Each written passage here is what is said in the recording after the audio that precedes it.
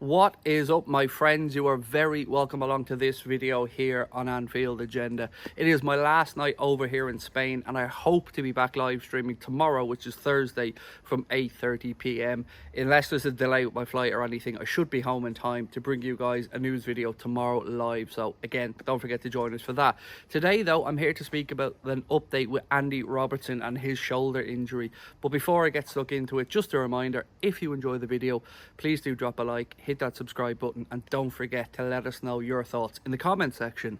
So look, we'd all been waiting with bated breath to hear an update on the Andy Robertson situation, and David Maddock of the Mirror has posted that Andy Robertson could be out of action for up to 10 weeks. Now initially the post said that he will be out of action for 10 weeks, but it has since been updated on Twitter to show that it is now up to 10 weeks. But either way, this is not ideal preparation for Jurgen Klopp ahead of a massive Merseyside derby coming up this weekend. Another 12:30 kickoff, of course. Thank you TNT Sports for that one. But look, what do we think about it? Where are we going to go from here, and what are the solutions going to be? It's not ideal for Klopp to have another injury. We've already got Alisson, Alexis McAllister, Darwin Núñez and Lucho Diaz coming back from South America, meaning the gaffer already has some selection headaches.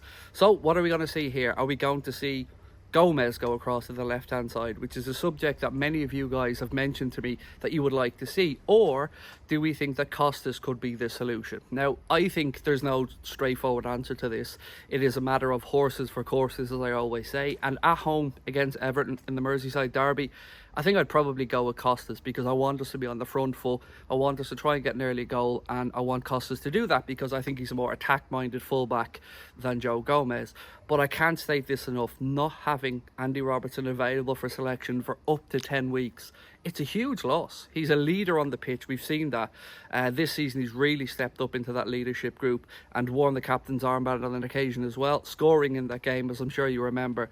And not just a loss for Liverpool fans, but I'm sure for Scotland fans as well. They've qualified for the Euros, but they will miss him, of course, now for the November internationals.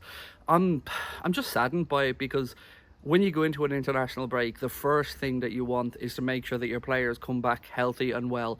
And we already know with Liverpool having the 12:30 kickoff, it puts the players coming from South America or the players coming from, let's say, Egypt or Japan under a little bit of pressure, because they don't have that extra few hours of sleep and recovery, which is a big deal. And people try to undermine it and say it's only 2.5 hours. 2.5 hours is 2.5 hours, whether it's recovery, whether it's sleep, whether it's working on tactics for the game. It's still a deficit to be going into it. But look, let's be honest, it's Everton. We should be taking care of business on Saturday. For me, Andy Robertson, I hope he will be back in the new year. It's just tough because we don't have huge depth on the left-hand side.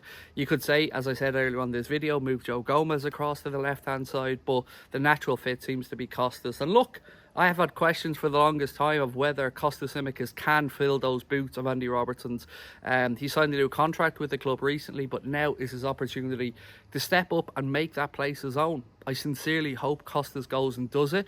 I have to say, I have my doubts about it. I don't think Costas is as good as a defender as Andy Robertson. I think he could be as good as, if not maybe a little bit better, in the opposition third of the pitch. But with regards to attacking, I think we're okay. But with regards to defending, not so sure. One of the things that worries me about Costas is he tries to intercept the ball rather than win the ball. What I mean by that is, and watch this on Saturday, if a ball's played into the Everton attacker, he tries to get there before the player, rather than standing off, allowing the Everton player or the attacking player to get a touch and then defend the situation. He overcommits. It's great if he gets there, but if he doesn't get there and if he misses the tackle, the opposition player is usually in behind. So in a game where I want us to be on the front foot, I do think it is the right decision to go with Costas. For other games, big games coming up against the likes of Manchester City, I've got to say I'd probably put Joe Gomez across to the left-hand side. But it isn't great news, and I wish I had better news to come to you guys today and report on. But as I said, David Maddock of the Mirror has said that it will be up to 10 weeks for Andy Robertson to be out of action. So